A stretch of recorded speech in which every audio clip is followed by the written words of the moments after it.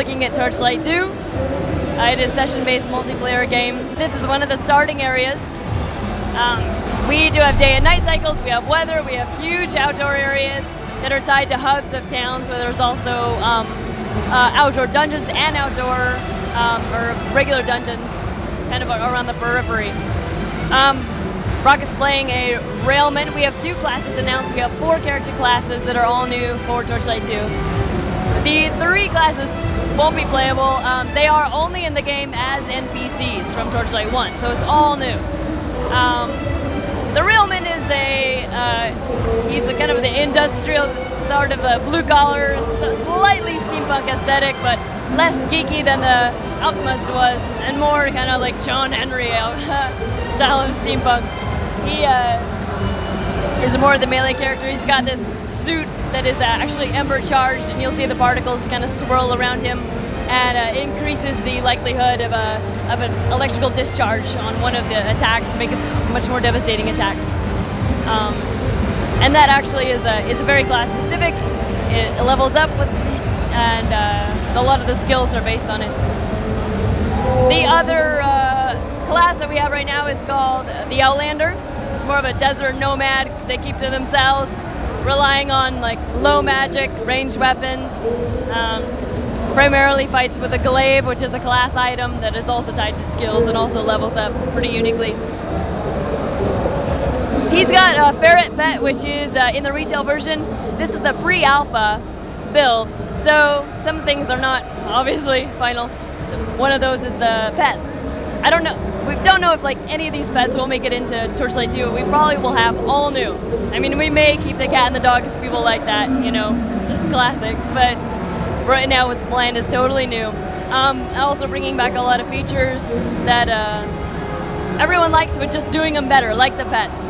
They'll have more skills, they may have more stats. We're going to bring back fishing, but it's going to be a lot more interesting, more stuff to do. So you can see he's already in a multiplayer game. There's 4 people in the game total, and you can see kind of where they are and who they are on the upper left there. So someone opened a town portal. So if you open a town portal, obviously someone can see it, so you can go through it or not. If you're in a party, the loot that you see, the loot that drops, is your loot, and everyone sees their own loot. So you don't have to worry about playing the same thing over and over again to get the special key.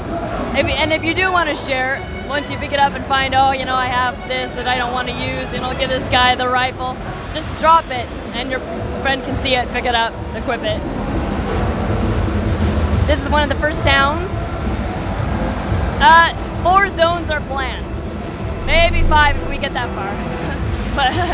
but 4 for sure that are going to be really big areas, kind of like lands, like whole new environments. They'll be tied to a hub of a town, the different characters that live there, the kind of the races that are there, all the monsters that are specific to that area.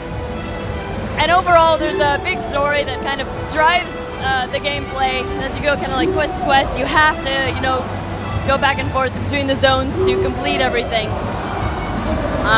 But there are also lots of random dungeons if you just want to jump in and play, and if you just want to play with your friends, you can buy a map, you know, go to a random dungeon and just clear it out, just have fun.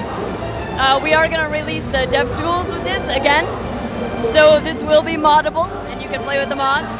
If you want to play with the modded, you just have to make sure that it's synced, and it'll come up with something that says, hey, you know, you need to go get this or that and sync together, so you know your friends can play modded characters or modded levels or whatever it is that's new that you want to do. If you don't have to. Just play online. That'd be no problem.